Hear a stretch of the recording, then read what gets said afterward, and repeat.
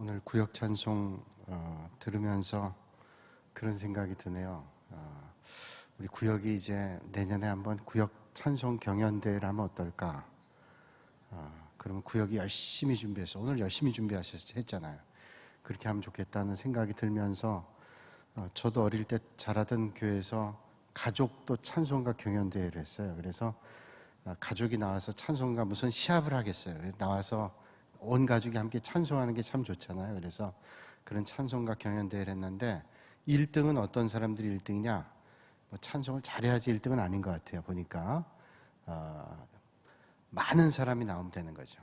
그러려면 가족이 많아야 되잖아요. 그래서 교회 안 나오던 가족들도 나오게 해가지고 그날은 하는 거예요. 그래서 1대부터 3대까지 할아버지, 또 아들, 또 딸, 또 손주까지, 또 더 하면 4대, 심지어는 5대까지 하면 얼마나 좋겠어요? 그런 생각이 불현듯 드는데 하나님께서 우리가 찬송하고 하나님께 영광 올려드리는 거 기뻐하실 줄로 믿습니다. 가끔 그런 생각을 해봐요. 제가 수요예배 때 이렇게 드릴 때 보면 가끔 비가 올 때가 있는데 오늘은 날씨가 괜찮았지만 과연 예수님께서 다시 오신다면 언제 올까? 틀림없이 예수님께서 오시는데 우리 믿음의 선배들이 흔히 하던 말 가운데 그런 말씀들이 있어요. 예수님이 언제 오시냐면 수요일 밤 저녁에, 그것도 그냥 수요일 밤 저녁이 아니라 비 오는 날 수요일 밤 저녁에, 그것도 비 오는 날 수요일 밤 저녁에 그냥 저녁이 아니라 월드컵 축구하는 날 오신대요. 그 웃긴 얘기죠. 그 말은 뭐냐면 예기치 못할 때 주님께서 다시 오신다는 거예요. 예기치 못할 때. 그러니까 항상 준비해야 된다. 주님이 언제 오시는지 항상 준비해야 된다. 그런 말씀을 우리 믿음의 선배들이 얘기했던 것 같아요. 그래서 어릴 때 자랄 때 수요일 날 꼭 예배 가야 된다. 그런 생각을 해보게 되는 거예요. 왜? 비 오는 날은 특별히 어떻게 해요? 더 와야 된다. 월드컵 대회 있는 날은 꼭 와야 된다. 그때 주님 오실 수 있기 때문에. 그래서 지난번 2002년 월드컵 대회 할 때 저는 서울의 동순교회에 있었는데, 동순교회는 대학로에 있거든요. 서울대학병원 건너편에 있는데 거기 그 서울대학병원 앞쪽에 대학로의 모든 차를 차단해 놓고 거기서 그 응원을 했다고요. 그래서 우리나라 선수들이 시합을 하는 날은 새벽부터 차를 막고 응원전 준비를 하는 거예요. 뭐 수만 명이 모여서 응원합니다. 그러면 교회 나오는 사람들도 시험 들잖아요. 수요일 같은 경우 또 시합이 수요일날 주일날 많았단 말이에요. 교회에서 어떻게 할까 하다가 현수막을 붙였습니다. 우리 교회에서는 월드컵 축구를 예배당에서 같이 봅니다. 그리고 그 전에 예배를 드리는 거죠. 예배 드리고 바로 그 자리에서 응원해요. 그러니까 대학로에 왔던 젊은이들이 거기서 응원하기도 하지만 예배당 와서 같이 응원하고 참 좋았던 것 같아요. 그러니까 오늘 우리의 삶의 자리가 신앙생활을 어떻게 하면 더 열심히 할까, 마지막 때 어떻게 믿음을 지킬까, 지혜를 짜내면서 믿음의 길을 걸어야 되죠. 옛날에 교회 오는 일들에 많은 유리함들이 있었습니다. 옛날에는 교회 오면 배우지 못하던 것도 배우고 얻지 못하는 것도 얻고 그랬는데 이젠 세상에 너무 좋은 것들이 많아요. 즐길 것도 많고. 그래서 젊은이들이 별로 관심 갖지 않고 또 영적으로 무너진 시대가 됐기 때문에 하나님 말씀의 소중한 것을 생각하지 않습니다.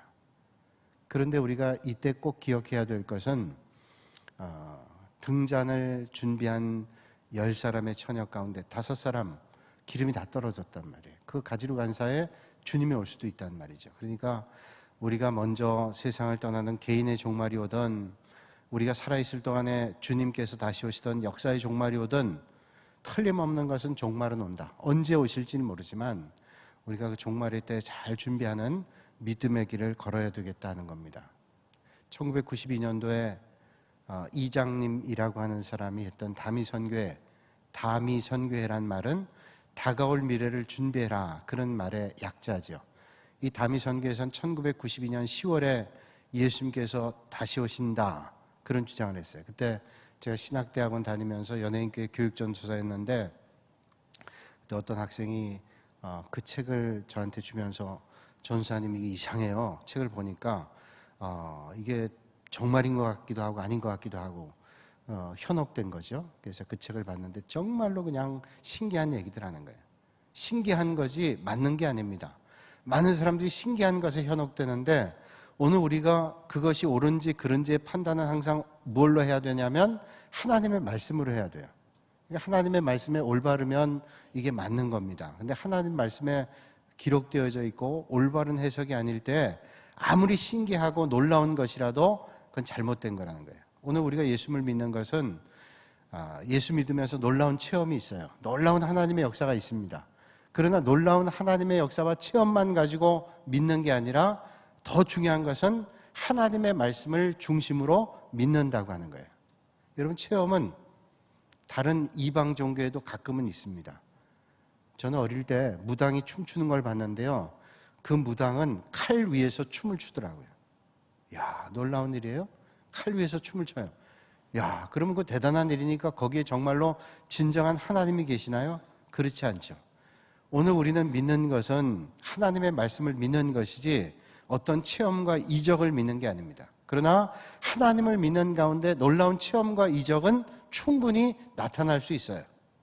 그거 가지고 믿는 게 아니라 하나님 말씀 믿는 거니까 우리가 항상 하나님의 말씀이 어떤가, 하나님의 말씀이 나에게 어떤 말씀을 해주시는가, 이걸 잘 분별해서 배워야 됩니다. 요즘 같은 데는 특별히 우리가 배우지 않으면 안 돼요. 교회를 오래 다녀도 하나님의 말씀을 배우지 않으면 주일날 한번 예배드리고 하나님 말씀을 듣는 것도 소중하지만 그거 가지고는 이런 시대에 살아갈 때 영적으로 훈련이 안 되면 너무 힘든 때를 살아갑니다. 그래서 제가 그 교회 있을 때, 연예인교회 있을 때 그 학생이 그 책을 준 것을 제가 봤어요. 아주 흥미진진하게 봤어요.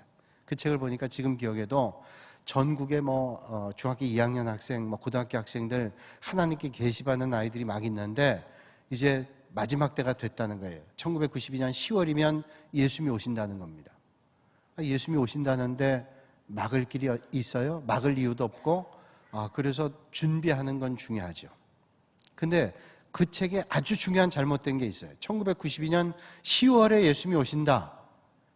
언제 성경 말씀에 예수님께서 1992년 10월에 다시 오신다고 말씀하셨어요. 그때와 시는 아무도 모른다. 심지어는 하나님의 아들이신 예수님께서도 모르신다고 말씀해요. 제가 성경 공부할 때 그런 말씀드리는데, 그럼 예수님께서는 정말로 다시 오실 날을 모르셨을까? 우리가 신학적으로나 성경적으로 이해해보면 예수님은 하나님이신 분인데, 하나님의 아들이시기도 하지만 하나님이시고 말씀이신 분인데 그분이 모르실 리 없잖아요. 그건 역설적인 얘기죠. 하나님 아들이신 예수님께서도 모르실 정도라고 얘기한다면 그 말은 우리가 그렇게 언제 온다는 것을 알 필요는 없다는 거예요. 언제 오실지는 모르지만 틀림없는 건 오신다라고 하는 것이고 그 오실 때를 늘 준비하는 게 중요하다는 거예요. 여러분, 주님이 언제 오신다, 우리가 언제 하나님 앞에 간다, 그걸 알면 그때 준비하면 되겠죠. 근데 그걸 모르니까 우리는 매번 준비해야 돼요. 매번 준비하고 주님의 때를 기다려야 돼요. 그럴 때 우리가 올바른 믿음의 길을 걷게 되는 거죠. 아프리카에 선교했던 음악 박사이기도 하고 신학 박사이기도 하고 의사이기도 했던 슈바이처 박사는 그런 말을 하죠. 슈바이처 박사가 신학적으로, 이분은 신학 공부도 했던 사람이에요. 근데 이분이 지금 시대가 언제냐, 시간으로 따지면 12시에 예수님께서 오시는데 12시를 5분 남겨놓고 있다. 슈바이처가 살아갈 때 12시에 예수님 오시는데 12시를 5분 남겨놓고 있다라고 하면 지금 아마 그때보다 시간이 많이 갔기 때문에 그게 3분 전이 될지 1분 전이 될지 아니면 몇 초 전이 될지 아니면 4분 30초가 남았는지 알 수 없어요. 그러나 12시, 24시간 가운데 12시에 5분 전이다라고 하면 아주 가까운 것만은 틀림없다는 거예요.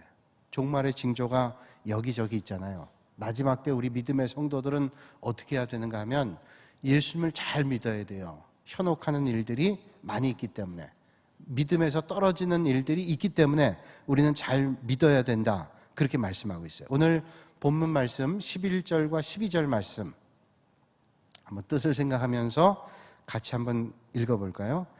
내가 속히 오리니 내가 가진 것을 굳게 잡아 아무도 내 면류관을 빼앗지 못하게 하라. 이기는 자는 내 하나님 성전의 기둥이 되게 하리니 그가 결코 다시 나가지 아니하리라. 내가 하나님의 이름과 하나님의 성 곧 하늘에서 내 하나님께로부터 내려오는 새 예루살렘의 이름과 나의 새 이름을 그의 위에 기록하리라. 아멘. 그러면서 성령이 교회들에게 하시는 말씀을 들을지어다, 이렇게 말씀해요. 오늘 성령이 교회들에게 하신 말씀을 들을지어다 하는 말은 오늘 믿음의 성도들이 이 말씀을 잘 듣고 마지막 때 어떤 믿음의 자세를 가지고 살아야 되는가, 어떻게 살아야 되는가 하는 것을 우리에게 말씀해 줘요. 요즘에도 많은 이단들이 있잖아요. 그래서 믿음의 성도들 현혹합니다. 이 현혹할 때 넘어가는 사람들이 예수님을 잘 안 믿겠다고 하는 사람들이 아니에요. 예수님 좀 잘 믿어보려고 했던 사람들이 여기에 진리가 있다고, 여기에 참 생명이 있다고 하니까 갔다가 잘못된 것에 현혹돼서 넘어가서 그게 참 진리인 줄 아는 거예요. 여러분, 이단에 빠진 사람들이 믿음 생활 형편없이 했던 사람들 아닙니다. 진리의 원리를 잘 몰라서 믿음에 대한 것을 갈망을 했지만 이걸 올바로 판단을 못했단 말이에요. 그래서 안타까운 거죠. 왜 저렇게 됐을까? 그러면 오늘 우리 교회도 믿음의 성도들 가운데 예전에 믿음 생활 잘했던 권사님 한 분이 이단에 갔어요. 그분은 절대로 가실 분이라고 생각 안 했고, 그분도 그러셨어요. 그분이 하는 그 가게에 이단들이 와서 전도할 때마다 그 손님을 오니까 어떻게 할 줄 모르고 거절할 수도 없고, 그래서 그냥 오면 음식을 팔고 말하면 말도 받아주고 그랬는데, 저희들이 신방 가면 참 그 사람들 어리석다고, 내가 거기에 갈 줄 아냐고, 그 말을 들은 지 1년도 안 됐는데 그분이 거기 가셨어요. 지금도 그분 보면 참 안타까워요. 제가 몇 번 전화를 드려봤는데 안 받으시더라고요. 그분 믿음 생활 잘했거든요. 제가 볼 땐 참 훌륭하신 분이었는데 이 잘못됐어요. 잘못된 것에 현혹이 돼서 들어갔어요.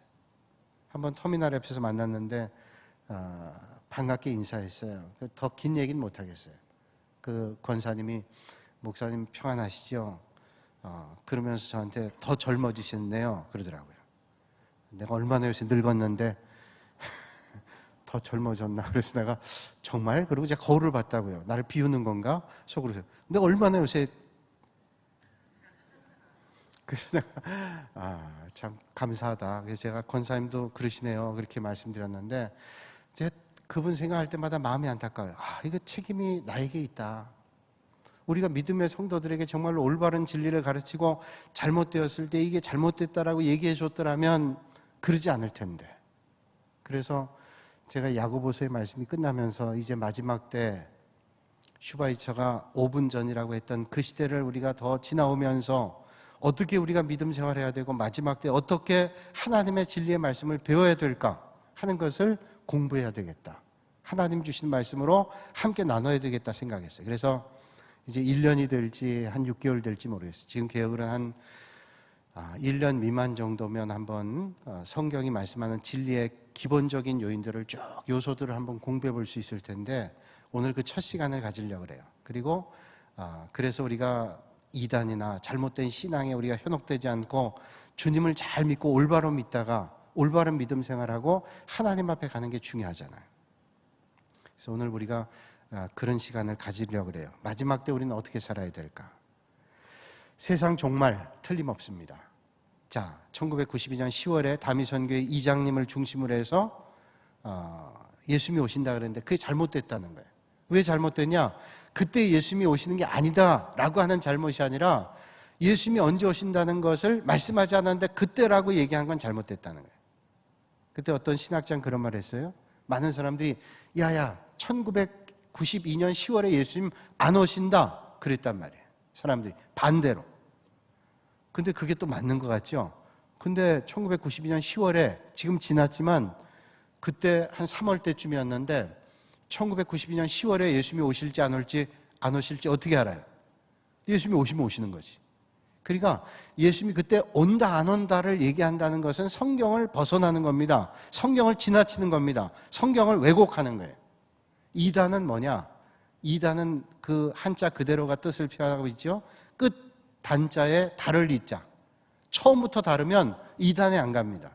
그럴듯해요. 그래서 가서 보는데 마지막이 싹 다른 거예요. 처음에 에덴 동산에서 마귀가 뱀이 하와를 시험할 때, 아담을 시험할 때 하나님의 말씀을 직접 들었던 아담을 시험하지 않아요.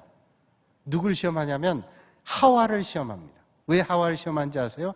하나님의 말씀을 직접 들었던 아담은 하나님의 말씀을 직접 들었기 때문에 훨씬 말씀의 기초에 설 가능성이 높아요. 근데 건네 들은 하와는 하나님의 말씀에 대해서 조금 희석이 돼 있단 말이에요. 그러니까 이 마귀가 그걸 알고 하와에게 딱 붙어서 이 동산나무의 실과에 대한 얘기를 하면서 다 먹지 말라 그러냐? 그러니까 하와가 아니 다 먹지 말라 그러지 않고 선악과 먹지 말라 그랬다. 근데 그 먹지 말라 그런 거 아니라 또 거기다 덧붙여 말하기를 만지도 말라 그랬다. 그러니까 이 불만을, 하나님께 대한 불만을 가지고 있는 하와의 심정을 뱀은 읽었어요. 그래서 이거 먹으면 네가 하나님처럼 눈이 밝아지게 된다. 그리고 현혹하는 거예요. 그러니까 그걸 보니까 마귀가 하는 말 들으니까 그 말이 그럴듯해요. 여러분 누군가 옆에서 부추기는 말을 들으면 그럴듯합니다. 항상 마귀는 그럴듯하게 들어오는 거예요. 그럴듯하게. 그 그럴듯한 말을 들으면 그렇게 보이기 시작하는 거예요. 정말로 이 뱀이 얘기한 대로 선악과를 따먹으면 지혜로워질 것 같아요. 그래서 따먹었어요. 그 자기만 따먹나요? 죄를 지면 혼자만 짓는 건 불안합니다. 그러니까 옆에 있는 사람들과 같이 따먹는 거예요. 그러니까 아담에게 주는 거예요. 어떤 분이 그래요. 제가 성경 공부할 때 그런 말씀 드렸는데 우리나라 사람들은 절대로 마귀 안 빠진대요. 왜냐하면 우리는 선악과 절대로 안 따먹는단다. 한국 남자들은. 왜 안 따먹냐 그랬더니 뱀을 먹지 왜. 그 선악과를 먹. 그 이제 농담으로 하는 말이겠지만 근데 그건 어리석은 얘기죠. 그 옆에서 부추기면 다 그런 위험이 있어요. 그러니까 우리는 마지막 때 어떤 믿음의 자세를 가지고 사느냐 이게 중요한 거란 말이에요. 자, 지금 종말의 때가 틀림없어요. 징조가 보입니다. 기상의 이변이 있고 성경이 말씀하는 도처의 전쟁이 있고 그런 일들이 계속되는 거예요. 365일 가운데 1년 365일 가운데 지구촌에 전쟁이 없는 곳이 없어요. 여기에 전쟁이 끝나면 저기에 전쟁이 있고 도처의 전쟁과 지진의 사건이 일어나고 얼마 전에 제가 알고 있는 선교사님, 인도네시아 선교사님하고 연결하면서 그쪽 선교지에 대해서 한번 여쭤보고 얘기를 했는데 그리고 얼마 안 돼서 쓰나미가 온 거예요. 그 지역에. 그 전에 생각하지도 못했던 곳에 쓰나미가 오고 그 전부터 왔던 곳이 아닙니다. 그러니까 도처에 그런 일들이 있단 말이죠. 얼마나 악한 세대인지 몰라요. 사건 사고가 끊이질 않고요.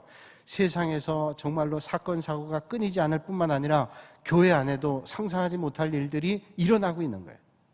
그러니까 이런 때 우리가 영적으로 깨어있지 않으면 힘들다. 남의 일이 아니라는 거예요. 제가 지난 주일날 말씀드렸잖아요. 야, 이건 다른 사람의 실수를 보고 남의 일이다 이렇게 생각하면 안 되고 그걸 보면서 안타까워하면서 나는 혹시 그런 모습이 없는가 돌아봐야 돼요. 예수님께서 제자들을 불러놓고 식사하는데 너희들 가운데 나를 팔자가 있다 그럴 때 제자들이 하나같이 뭐라고 말씀하는가 하면 예수님께 나는 아니지요. 나는 아니죠. 성경에 나와 있어요. 나는 아니죠. 예수님께서 너희 가운데 나를 팔자가 있다 그러니까 다들 말하기를 나는 아니죠. 그 나는 아니지요 한 사람 가운데 가롯 유다가 있다는 거예요. 근데 아무도 가롯 유다라고는 생각 안 한단 말이죠. 근데 지혜로운 사람은 혹시 내가 가롯 유다가 되지 않도록 조심해야 되겠다. 내가 오늘 믿음의 길 걸으면서 그런 자리에는 절대로 있으면 안 되겠다. 그런 마음의 자세를 가지고 올바른 믿음의 자리에 있어야 돼요. 가정이 무너지고 있고 오늘 정말로 힘든 세상을 살아가고 있어요. 벌써 지금 오래된 얘기지만 예전에 한창 젊은이들 가운데 하는 얘기 가운데 간 큰 남편 시리즈가 있었죠. 간 큰 남편. 간 큰 남편 시리즈에 이런 얘기가 있어요. 이사 갈 때, 가정에서 이사 갈 때 간 큰 남편이 이렇게 한대요. 이사 가는데 이삿짐 트럭에 부인한테 허락도 안 받고 타고 있대요. 그 간 큰 남편이에요. 야, 이사 가는데 그러면 안 데려간단 말이에요? 그러니까 이사 갈 때 부인한테 허락받고 타야지 허락도 안 받고 타는 사람은 간 큰 남편이래요. 그게 우스운 얘기지만 웃자고 하는 얘기지만 그런 얘기들 가운데는 시대를 담고 있잖아요. 그런 시대가 되고 있어요. 미국의 어떤 신문에 이런 기사가 났다 그러죠. 어떤 기상관이 신문에 이런 기사가 났대요. 내 남편을 팝니다. 세일합니다. 사가세요. 근데 그냥 안 사갈 것 같으니까 이 남편이 쓰던 골프채하고 가구는 다 그냥 덤으로 드립니다. 그냥 사갔어요. 아무도 사겠다는 사람이 안 나왔대요. 그래가지고 다시 광고를 냈답니다. 우리 집에서 아끼는 강아지도 껴주겠습니다. 자, 남편 걷다가 골프채, 거기에 가구, 거기다가 강아지까지 준다는 거예요. 그랬더니 한 사람이 연락했대요. 아, 그래서 반가워가지고 그럼 언제 전달해 드리면 되겠냐 그랬더니 그분이 얘기하더랍니다. 아니, 나머지 말고 강아지만 주시면 안 되겠어요? 그랬대요. 그 참 웃긴 얘기지만 오늘의 시대를 우리는 읽을 수 있는 얘기들이잖아요. 저도 실제로 봤는데 얼마 전에 동물병원에 갔는데요. 그 동물병원에 그 개가, 키우던 개가 어떤 분이 교통사고가 나가지고 아마 집 밖에 나갔다가 교통사고가 났는데 못 찾았던 모양이에요. 그래서 경찰서에도 신고하고 동물보호센터 연결했더니 그리고 찾았어요. 보니까 교통사고가 난 거예요. 그래서 수술을 했는데 묻지도 않았는데 제 아내에게 말하기를 수술비가 250만 원이 들었는데 그러면서 아이고 내 새끼 살아서 감사하다고 막 그러고 다니더라고요. 그 심정 이해하세요? 난 이해해요. 그런데 그 남편이 이제 들어오니까 그 개가 이제 돌아다니면서 자기 영역 표시하느라고 똥 싸고 오줌 싸고 다니니까 남편 들어오니까 남편에게 빨리 치우라고. 남편이 또 두 말도 안 하고 빨리 치워요. 그러면서 아이고 걱정 말고 계속 싸라. 그러면서 치우더라고요. 근데 그분이 참 재밌는 얘기를 했어요. 그 개가 교통사고 나가지고 그 개를 찾아가지고 있는데 개가 얼마나 아파하는지 울더래요. 개가 우는 거 처음 봤는데 그 개가 우는 걸 보면서 얼마나 마음이 아프던지 자기도 울었대요. 자기도 울었는데 어머니 아버지 돌아가시고 이렇게 운 건 처음이래요. 그러면서 한마디 더 하는데 저 사람이 아파도 이렇게는 안 울 거예요. 그 사람이 앞에 있는데 그러더라고요. 그래서 나도 충분히 이해해요. 그럴 수 있죠. 남편이 그러면서 화를 내지도 않아요. 남편이 웃으면서 허허 그래도 섭섭하네 그러더라고요. 자기가 섭섭하네. 생각해봐요. 오늘 우리는 마지막 때 그런 믿음의 성도들이 어떻게 살까? 이건 진 재밌게 얘기한 것이지만 사실은 세상에 도처에 일어난 일들 보면 어떻게 저런 일들이 있을까? 그전에도 그런 일들이 있었겠지만 노출이 안 됐는지 그런 것도 있겠죠. 또 별로 문제의식을 못 느낄 때도 있었겠고. 그러나 정말로 요즘에는 강팍해진 시대가 됐단 말이죠. 믿음 밖에 있는 사람이나 믿음 안에 있다고 하는 사람도 상상 못할 일들이 얼마든지 지금 일어나고 있어요. 그러면서 우리는 무뎌지고 나도 모르는 사이에 세상이 되는 거예요. 교회 안에도 나도 모르는 게 세상이 되는 거예요. 이거를 깨달아야 돼요. 이러면 안 되는데 우리가 왜 이게 무뎌졌지 이렇게? 이 문제의식도 없어요. 왜 이렇게 하면 안 되는 거에 대해서 별로 문제를 못 느낀다는 거예요. 그때 우리는 어떤 삶을 살아야 될까? 종말의 때. 아까 제가 이장님이란 말, 시한부 종말론이죠. 얘기했지만 시한부 종말론의 이장님 지나갔지만 서달석이라고 하는 사람이 사실은 이 종말에 대한 얘기를 했어요. 오늘 제가 이제 종말부터 한번 시작을 해볼 거예요. 이 종말에 대해서 서달석이라고 하는 사람이 666과 대혼란이라는 책을 1983년도에 썼어요. 제가 대학교 2학년 때인데 이 666과 대혼란이라는 책을 썼는데 이걸 본 사람들이 상당히 충격을 받았어요. 이게 그래서 많은 사람들이 현혹되고 교회 안에 있는 사람들도 이렇게 생각하는 사람들이 많았어요. 어떻게 생각했는가 하면 말세에 적그리스도가 나타나는데 적그리스도는 뭐예요? 믿는 사람들을 박해하는 그리스도인들을 박해하는 사람들이 나타나게 되는데 그 적그리스도가 뭐냐? 성경 요한계시록에 의하면 666이라는 거예요. 666. 그래서 예수 믿는 사람들이 핍박하고 믿음의 성도들 마지막 때 고난 가운데 고통을 주는 적그리스도가 나오는데 그게 666이다. 요한계시록에 나와 있는 666 틀림이 없어요. 근데 이 서달석이라고 하는 사람이 666과 대혼란이라는 책에서 이 666이라고 하는 것은 컴퓨터가 아닐까. 컴퓨터. 그래서 이제는 컴퓨터가 세상을 지배한다. 1983년도 같으면 우리나라의 컴퓨터가 지금처럼 돼 있지 않을 때예요. 그때 제가 대학교 다닐 때 제가 타자기를 사서 타자를 쳤어요. 그때 다 거의 써서 레포트를 낼 때인데 저는 그래도 타자를 쳤다고요. 처음엔 4벌씩, 그 다음 2벌씩. 그 다음 신학대학원 가서 컴퓨터를 사서 있는데 그래도 빨리 제가 쓴 거예요. 근데 그때 컴퓨터가 적그리스도라. 마음에 와닿지 않았지만 세상이 돌아가는 거 보니까 이제 이렇게 가다간 정말로 컴퓨터가 세상을 지배할 거다. 오늘 충분히 그렇게 이해가 되죠.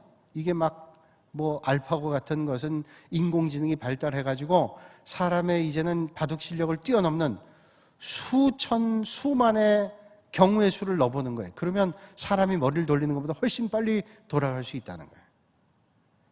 그렇게 얘기했다는 거죠. 근데 이 서달석이라는 사람도 자기의 머리에서 이게 나온 게 아니라 미국의 종말론적 성경학자인 살렘 키르반이라는 사람이 있는데 이분이 쓴 책 가운데 사타니스 마크 666, 사타니스 마크 666 요 책을 보고서 거기에 착안을 했어요. 사탄의 숫자 666이라는 거. 그럼 왜 666이 사탄의 숫자냐? 성경의 요한계시록에 적그리스도가 나오는데 666이 믿음의 성도들을 현혹하고 마지막 때 박해하고 그래서 짐승의 표를 받으면 종말의 때 다 이제 그 영원한 천국을 잃게 된다. 이걸 강조하는데 그 666을 이렇게 풀이하는 거예요. 이 컴퓨터라고 하는 영어 단어 COMPUTER 요 숫자 이 숫자의 알파벳을 그 숫자로 다 표기하는 거예요. 여러분 우리가 가나다라 마바사, 기흥리을 디글 리을 이걸 갖다 우리가 숫자로 표기한다면 가나다, 가는 1, 나는 2 이런 식으로 표기되잖아요. ABC도 마찬가지로 1, 2, 3, 4, 5 이렇게 쭉 나간단 말이에요. 그래서 마지막 D까지 숫자까지 그렇게 나간다는 거예요. 그런데 거기에 악마의 숫자인 6을 곱한다는 거예요. 그래서 A 곱하기 6은 6이잖아요. 그러니까 A는 6, B는 2, 6, 12, C는 3, 6, 18 6을 곱하니까 악마의 숫자. 그렇게 따지면 C라고 하는 숫자는 몇이라는 숫자가 나오냐면 3 곱하기 6이니까 18. 그 다음 O는 90, M은 78, P는 96, U는 126, T는 120, E는 30, R은 108. 그 숫자를 다 합쳐보니까 666이더라는 거예요. 이거구나. 요한계시록은 상징과 암시가 기록되어 있는 묵시록이니까 하나님께서는 이 모든 일을 아시고 컴퓨터가 이제는 적그리스도다. 믿음의 성도들을 현혹하고 무너뜨리는 이런 것이 될 거다. 조심해야 된다. 그래서 그런 논지를 쭉 책을 써나갔단 말이죠. 세상은 이제 컴퓨터의 지배를 받는다라고 주장했단 말이에요. 그래서 제가 대학 다닐 때는요 그런 얘기를 하는 분들이 많았어요. 또 그런 얘기를 듣고 하는 분들이 많았어요. 저도 그 말을 들으면서 그렇다고 생각했어요. 제가 그러나 신학을 공부하면서 조직신학이라고 하는 걸 공부하면서 올바로 깨달았어요. 이건 성경 해석이 잘못됐구나. 그게 절묘하게 컴퓨터가 666 이 컴퓨터 숫자 적그리스도라고 얘기했지만 그게 아니라는 걸 알았어요. 오늘 많은 사람들이 이단에 넘어가는 게 뭐냐면 이런 성경적인 기반 지식이 없고 올바른 걸 배우질 못해가지고 넘어가는 경우가 많아요. 그게 안타까운 일이에요. 덧붙여서 이 살렘 키르반이라는 사람을 근거로 해서 서달석이라는 사람이 주장하기를 신용카드가 666이다, 만국통화가 666이다, 바코드가 666이다 그렇게 얘기를 해요. 여러분 카드라고 하는 걸 잃어버리면 낭패를 당하잖아요. 물론 신고를 하면 어느 정도 보상을 받기도 하지만 카드라는 건 얼마든지 잃어버릴 수 있어요. 뭐 요즘엔 카드만 그러나요? 카드가 이제는 다 휴대폰 안에 들어가 있어서 제가 카드를 안 가져갔는데 어떡하지? 돈을 쓸 일이 있는데 생각해보니까 제가 카드를 휴대폰에 넣어놨어요. 휴대폰을 갖다 대면 거기에 카드가 다 인식을 해요. 근데 이 카드 처음 얘기할 때는 이 카드는 잃어버릴 수 있으니까 사람들이 이제 바코드, 카드의 인식번호를 어디에 새기는가 하면 팔에다, 손목에다 새긴다는 거예요. 그래서 카드 잃어버리니까 안 가고 다니고 손목을 딱 대면 물건을 사고 다 인식이 된다는 거죠. 그럴듯하죠? 근데 이 손도 불편하다는 거예요. 나중에 손목도 댈 필요가 없고 이마에다가 바코드를 딱 인식해 놓으면 속에다가 칩을 심어 놓으면 이제 이마트나 롯데마트에 가서 물건 사고 나갈 때 물건 다 찍고 이마만 딱 저기서 하이패스처럼 딱 갖다 대면 하이패스가 딱 지켜나가는 것처럼 그렇게 된다는 거예요. 그런 시대가 될 거다. 충분히 그렇게 될 가능성이 있을 거예요. 그런데 요한계시록 13장 17절에 이렇게 말씀해요. 누구든지 이 표를 가진 자 외에는 매매를 못하게 하니 이 표는 곧 짐승의 이름이나 그 이름의 수라. 누구든지 이 표를 가진 자 외에는 매매를 못하게 하니 이 표는 곧 짐승의 이름이나 그 이름의 수라. 자, 이걸 가지고 있지 않으면 매매를 못한대. 그러잖아요. 이제 발전해서 카드가 없으면 못 쓰는, 물건 못 사는 그런 경우가 될 수 있다는 거예요. 뭐 돈 내면 되잖아. 근데 이제 돈 가지고 안 되는 시대도 돼요. 중국에 갔더니요, 중국에 상해 같은 데나 발전된 도시 같은 데 보면요, 거기 중국 사람들이 다 휴대폰 가지고 계산을 해요. 돈 가지고, 뭐 차를 타도 휴대폰, 뭐 차를 불러도 휴대폰으로 다 하는 거예요. 이 사람들이 뭘 가지고 가나 했더니 거기에 자기들만 쓰는 그 통용 카드가 있는 거예요. 그걸 다 하면 할인도 되고. 그러니까 거기 여행 간 사람들이 돈 가지고 하지만 불편한 게 많아요. 거기 살고 있는 사람들은 혜택도 많고 택시 빌리는 것도 용이하고, 저도 거기서 앱을 깔아가지고 택시를 부르기도 했는데 이게 중국말을 하니까 통화가 안 돼요. 제가 택시를 그 앱으로 불렀단 말이에요. 그 오는데 그 사람이 오면서 전화를 하는 거예요. 어딥니까? 제 위치가 다 표시가 되긴 하지만, 휴대폰은 표시되지만 얘기를 하는 거예요. 뭐 어디다 차를 데릴까 하는데 무슨 말인지를 알아야지. 중국어를 하니. 그러니까 정말로 그런 시대가 되겠다, 충분히 납득이 되고 이해가 된다는 말이죠. 근데 그렇게 해서 결국 뭐냐, 짐승의 표를 받는 사람이 구원받지 못한다고 성경이 말한다는 거예요. 그러니까 그러면 정말로 카드나 바코드를 인식하게 되고 그거를 몸에 심어놓은 사람은 천국을 못 가냐? 그건 아니란 말이죠. 그건 세상의 편의로 만들어진 건데 그것 때문에 그런다? 그건 아니죠. 그래서 우리가 요한계시록 같은 책, 묵시록 책을 이해하기 위해서는 그렇게 이해하면 안 되는 거예요. 성경 말씀을, 여러분들이 설교 말씀을 들어도 나름대로 다 해석하잖아요. 근데 올바른 해석이 아니면 똑같은 하나님의 말씀을 들어도 정반대 해석을 할 때가 있어요. 올바른 해석을 하고 올바른 판단해야 되는데, 요한계시록이라는 책은 어렵기 때문에 그 시대적 상황과 환경과 성경의 메시지를 조합을 해서 이게 올바로 판단해야 되는 거예요. 요한계시록은 우리가 알고 있는 대로 유대인들의 오래된 묵시록입니다. 묵시록. 요한계시록 같은 책 묵시록이고, 구약의 에스겔, 다니엘 같은 경우도 묵시록입니다. 묵시록이라는 것은 상징과 암호로 기록되어 있는 책이에요. 쉽게 표현하면 쉽게 알 수 있는데 왜 상징과 암호로 표현했을까? 그 시대가 핍박의 시대, 박해의 시대였다는 거예요. 박해의 시대, 예수 믿는 걸 마음대로 노출 못해요. 예수 믿는 게 노출되면 핍박을 당하고 순교를 당하니까 피해 다녔단 말이에요. 그러니까 믿는 사람들만 아는 암호를 할 수밖에 없었어요. 그래서 신약 성경에는 요한계시록, 또 구약 성경에는 에스겔, 다니엘 같은 책이 있고, 또 정경에 포함되지 않은 책 외경이란 책이 있고 위경이란 책이 있는데, 그 외경에 제사, 에스라서, 에녹서란 책이 바로 묵시록이란 책이에요. 말씀드린 대로 거기에는 유대인들 많이, 믿음의 성도들만이 알고 있는 암시적인 언어들이 거기에 표현되어 있단 말이죠. 그렇게 어렵게 표현하게 된 것은 핍박의 시대였기 때문에 박해를 피하면서도 그들의 생각과 의사를 전달하고 주고받기 위해서 상징과 암호를 씁니다. 그래서 여러분, 우리 예수 믿는 사람들이 알고 있는 표가 있잖아요. 우리 예수 믿는 사람들만 쓰는 언어가 있잖아요. 예수 믿지 않다가 처음 교회 등록한 분들은 처음에는 우리는 쉽게 생각하는 말도 이해하지 못한 말들이 있어요. 은혜라는 말, 섭리라는 말, 이런 말 잘 이해 못해요. 우리가 텔레비전 봐도 누군가 거기서 얘기할 때 우리 교인들이 많이 쓰는 단어들을 쓰면 우리 생각에 저 사람 예수 믿는 분 같다 생각이 들 때 있어요. 감사, 은혜, 섭리, 이런 것들, 역사, 이런 것들을 얘기할 때 그게 우리 쉽게 표현하지만 믿지 않던 사람들이 예수님을 믿게 되면 어려운 용어들이 있단 말이죠. 그건 믿는 사람들만의 언어는 아니지만 믿는 사람들이 많이 쓰기 때문에 믿는 사람들이 주로 이해할 수 있는 통용되는 언어일 수도 있단 말이에요. 그러니까 박해 시대 때는 그 정도가 심했어요. 그래서 믿지 않는 믿음 밖에 있는 사람들은 모르도록 의도적으로 그런 상징과 암호와 그런 언어들을 썼단 말이죠. 그래서 예수 믿는 사람들이 그 로마의 박해를 피해서 마음껏 예배드리기 위해서 어딜 갔어요? 그 무덤 속으로 갔습니다. 무덤 속으로. 로마의 카타콤이라는 데가, 이 카타콤 무덤이 뭐 200km인가 그 무덤의 길이가 그토록 많은 곳에 숨어서 예배를 드렸다 그러잖아요. 거기는 다 층층이 시신들을 낳기 때문에 냄새가 나고 축축합니다. 거기 사람들이 안 들어가요. 그러니까 거길 피해서 믿는 사람들이 가서 예배를 드리고 격려하기 위해서 예수님만이 우리의 주님입니다. 거기에 글을 써놓기도 하고, 거기에 보면 물고기도 그려놓고, 물고기 익수스라고 거기다 써놓곤 하죠. 예수 그리스도는 우리의 구원자이십니다. 하나님의 아들이십니다. 그런 믿음의 고백들을 해놓는 거예요. 그래서 물고기 표시를 보면 여기서 예배드리는 믿음의 성도들이 예배 장소였구나.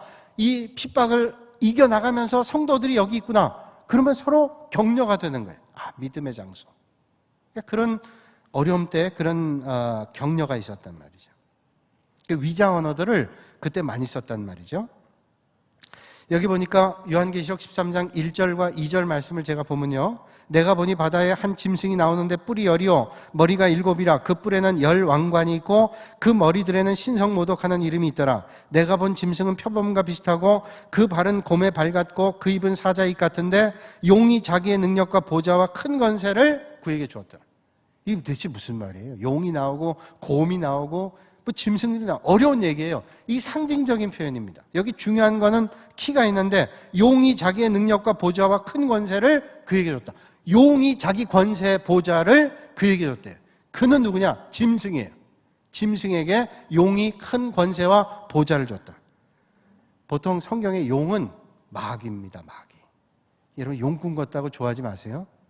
우리 예수 믿는 사람들 용꾼 별로 안 좋아하잖아요. 용은, 요한계시록에 나오는 용은 마귀인데, 이 용, 마귀가 권세를, 그 짐승의 권세를 줬는데 그 짐승이 누구냐? 그 짐승이 바로 그 당시에 로마의 황제를 얘기하는 거예요. 가이사. 로마의 황제를 상징하고 있는 말이에요. 그러니까 마귀가 로마의 황제에게 권세를 줬는데 그 로마의 황제에게 굴복하는 사람들은 구원받기가 힘드니까 아무리 박해가 오고 핍박이 온다 할지라도 이 핍박과 권세를 이겨야 된다. 믿음으로. 그들에게 절하지 말고 하나님의 말씀 가운데 든든하게 서서 이겨야 된다. 이런 권면을 해주고 있는 거예요. 그러니까 그런 배경을 이해해야 돼요. 요한계시록 그 상황 가운데 로마 시대 때 예수 믿는 사람들이 박해당하니까 지금 로마의 황제가 황제 숭배를 독려하고 강조하고 핍박하고, 그런데 우리는 절대로 로마 황제에게 절하지 말고 하나님만을 경배해야 된다. 주님을 따라야 된다. 그런 격려를 하고 있단 말이죠. 그 짐승의 표, 그걸 받으면 안 된다 그러는데, 그럼 짐승의 표가 뭐예요? 짐승이 표를 줘요. 로마의 황제가 표를 준다는 거예요. 근데 이 로마의 황제를 666이라고 얘기합니다. 666. 짐승의 표 666이 나오는데 왜 666이라고 얘기하냐면, 언어마다 가나다라가 1, 2, 3, 4라고 얘기하고 알파벳도 A가 1, 2, 3 이렇게 나가는 것과 마찬가지로 히브리어 헬라어도 첫 자가 1. 그러니까 히브리어 같은 알렙, 베스, 김멜, 달렛, 헤우, 하우, 자인 뭐 이렇게 쭉 나가는 헬라어라든지 뭐 알파베타, 감마 이렇게 쭉 나가는 언어라든지 다 첫 자가 1이란 말이에요. 그렇게 따지면 라틴어도 첫 자가 1입니다. 그렇게 숫자가 쭉 나가게 돼요. 라틴어는 우누스, 그 다음에 2는 두오, 3은 트레스. 그래서 트레스 디아스 그러면 3박 4일하는 카톨릭 교회 수련회인데 트레스 그러면 3. 그런 숫자들이 있어요. 마찬가지로 그런 표기를 해서 네로 황제, 로마의 황제의 이름을 표기했더니 네로 황제 그 당시 이름이 네론 카이사였습니다. 네론 카이사. 네로 황제. 네론을 표기를 쭉 풀어봤더니 네로의 쉽게 그냥 N이라고 하죠. 네로의 N은 50, E는 6, R은 500, O는 60, N은 50. 그래서 네론이라는 이름을 표기했더니 그 네론이라는 이름의 숫자가 666이에요. 합쳐보니까. 그러니까 네로 황제 그러면 예수 믿는 사람 네로 황제가 우리 핍박하니까 우리가 믿음으로 이겨야 된다라고 하는 얘기를 노출할 수 없어요. 그러니까 다른 사람들에게 알려지면 안 되니까 믿는 사람들이 네로 황제를 별명을 부르는데 666이라고 부르는 거예요. 666이 짐승의 표를 주는데 거기에 현혹되면 절대로 안 된다. 짐승의 표는 뭐예요? 그 당시에 네로 황제가 자기에게 굴복하고 절하는 사람에게 그 표를 줬어요. 마치 무슨 식권 같은 독재하에서 또 이북 땅에서 식량 배부권 주는 것처럼 그런 걸 줬단 말이에요. 근데 그걸 받으면 안 된다. 너희들이 굴복하고 절해서 그걸 받으면 안 된다. 이 마지막 때 이겨라. 견뎌라. 그 짐승의 표를 받지 마라. 근데 그 짐승의 표라고 얘기하는 건 뭐냐면 네로 황제가 자기에게 절하는 사람에게 주는 그 식량 배부권에 말하자면 짐승이 그려져 있대요. 그러니까 요한계시록의 시대적 배경과 역사적 상황을 알지를 못하고 아전인수로 성경을 해석하게 되면 안 된다는 거예요. 이 마지막 때 하나님의 말씀을 올바로 해석해야 된다는 거죠. 666이라는 숫자, 그래서 우리는 별로 안 좋아하잖아요. 제가 서울에 있을 때, 대학 다닐 때 버스가 돌아다녔는데 버스 번호가 666번짜리 버스가 있었어요. 그거 볼 때마다 기분이 안 좋았어요. 어떤 친구는 자기가 그거 타야 집에 가는데 안 타고 갔대요. 그거 타면 꼭 지옥 가는 것 같아가지고. 근데 그걸 알았는지 모르지만 버스 회사에서 666번을 번호를 어느 날 보니까 바꿨더라고요. 555번으로. 노선은 똑같고. 그 우리 믿는 사람들 666 별로 안 좋아하잖아요. 근데 여러분, 숫자를 그런 식으로만 이해하면 마치 무슨 암호풀이 하듯이만 하면 안 돼요. 그 시대에 왜 이렇게 암호로 쓰여졌는가를 보면서 올바로 해석해야 돼요. 만약에 그렇게 숫자를 싫어한다면 사자 싫어하죠. 그래서 엘리베이터도 1, 2, 3, F, 5. 그 우리 전통적으로잖아요. 7자는 좋은 숫자, 4자는 안 좋은 숫자, 죽을 사자다. 13은 13일의 금요일, 13은 안 좋고. 서양 사람들 안 좋아하죠. 그 다음에 또 8자를 뭐 중국 사람들은 좋아하지만 우리 안 좋아하는 사람도 있어요. 야구 좋아하는 사람들은 야구 선수 9명 가운데 8번 타자가 제일 타율이 안 좋은 선수예요. 아이, 8자 싫어. 그렇게 해서 숫자를 빼기 시작하면 뺄 숫자가 얼마나 많겠어요. 그러니까 그렇게 해석을 하면 안 된다는 거예요. 그렇게 이름을 풀이하다 보면요, 히틀러 아들도 히틀러. 그 외국 사람들은 성을 따라가잖아요. 자기 결혼하면 남편 성 따라가니까 그럼 며느리도 히틀러. 그럼 똑같아요. 이 서달작 계열이 그 이름을 풀이할 때 적그리스도가 누구냐? 히틀러도 그 이름을 표기해보니까 666이고 키신저도 666이래요. 그러면 그렇게 이름을 풀이하면 666이 얼마나 많겠어요. 여러분의 이름을 만약에 그렇게 숫자로 표기한다면 여기서 적어도 한 두세 명은 666이에요. 그러니까 이렇게 해석하면 안 된다. 오늘 우리가 좀 시간 많이 갔지만 이 마지막 때 어떻게 해야 되냐면 하나님의 말씀을 올바로 해석해야 돼요.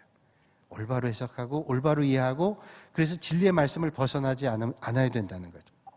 그 마지막 때 그렇게 살아야 돼요. 아까 제가 뉴스를 보니까 아주 좋은 뉴스가 하나 나왔더라고요. 가평고등학교 1학년 아이가 진호라고 하는, 성은 진씨고 이름은 호라고 하는 고등학교 1학년 학생이 그 다리 위에서 떨어져 죽으려는 50대 아저씨를 구했대요. 가만히 뉴스를 보니까 가평은 제가 예전에 목회했던 데이기도 하고 가끔 가는 필그림 하우스에 지나가는 길이라 제가 거기 지리를 잘 알잖아요. 근데 어디 다리에서 그 50대 아저씨가 자살하려고 그 다리 난간 위에서 누워가지고 이제 떨어져 죽으려고 술을 잔뜩 취해가지고 난간에 누워있는 거예요. 근데 금방 떨어질 것 같으니까 난간을 꽉 붙잡고 누워있는 거예요. 근데 고등학교 1학년 아이가 하교하다 보니까 난간에 그렇게 누워있으니까 그냥 지나갈 수 없는 거예요. 그래서 그 아저씨한테 물었어요. 왜 아저씨 이러고 있냐 그랬더니 내가 지금 살기 싫어서 죽으려고 그런다. 그래가지고 그렇게 어른이 그러고 있으면 아마 겁이 날지도 모르겠어요. 그래서 빨리 뭐 신고를 하거나 아니면 다른 사람한테 얘기할지 모르지만 이 학생이 참 지혜롭다고 뉴스에 나왔는데 사람들이 얘기하기를 지혜롭다고 112에 빨리 전화해서 여기 이런 일이 있으니까 와달라 그러고 그냥 가지 않고 그 아저씨하고 얘기했대요. 고등학교 1학년이고 그 아저씨 50대면 아버지 이상뻘 아니에요. 큰아버지 뻘이잖아요. 그 얘기하면서 그 했던 얘기가 참 신통해요. 이 아이가 하는 말이 그 아저씨에게 그런 얘기를 했답니다. 아저씨는 참 소중한 사람이에요. 아저씨는 소중한 사람입니다. 그러니까 죽지 말라는 거죠. 지금 죽으려는 사람이 지금 난 아무것도 아니야. 좌절감도 있고 뭐 낭패감도 있고 그런 게 있을 거 아니에요. 아저씨는 소중한 사람이니까 죽지 마세요. 그리고 또 이런 얘기도 했대요. 아저씨 살다 보면 좋은 날도 있어요. 이거 어른이 애한테 하는 얘기지. 근데 애가 50대 아저씨한테 그 얘기를 했대요. 그러니까 그 아저씨가 또 죽을 때, 그 심리학자들이 그러는 게 죽을 때 누군가 와서 얘기를 해준다는 게 큰 위로가 된대요. 여러분 정말 죽을 사람 빨리 떨어져 죽었지 거기서 기다리고 있겠어요. 그건 좀 붙잡아 주기를 원하는 거지. 그러니까 여러분 다리 난간에 있는 분들은 붙잡아야 돼요. 그건 아직도 지금 살고 싶은 거예요. 그리고 죽겠다고 얘기하는 사람들은 안 죽고 싶은 거예요. 죽으려면 그냥 죽죠. 안 죽고 싶으니까 자꾸 얘기하는 거예요. 내가 죽을 거야. 그러니까 그런데 이 학생이 그렇게 얘기를 했대요. 그래서 살다 보면 좋은 일이 있으니까 다 견디면 좋아져요. 이런 얘기를 했대요. 애가 참. 그래서 기특한 애다. 고등학교 1학년 애가. 누가 지금 앞에 죽겠다면 달아나죠. 112에 신고하고 빨리 아저씨 구해주세요.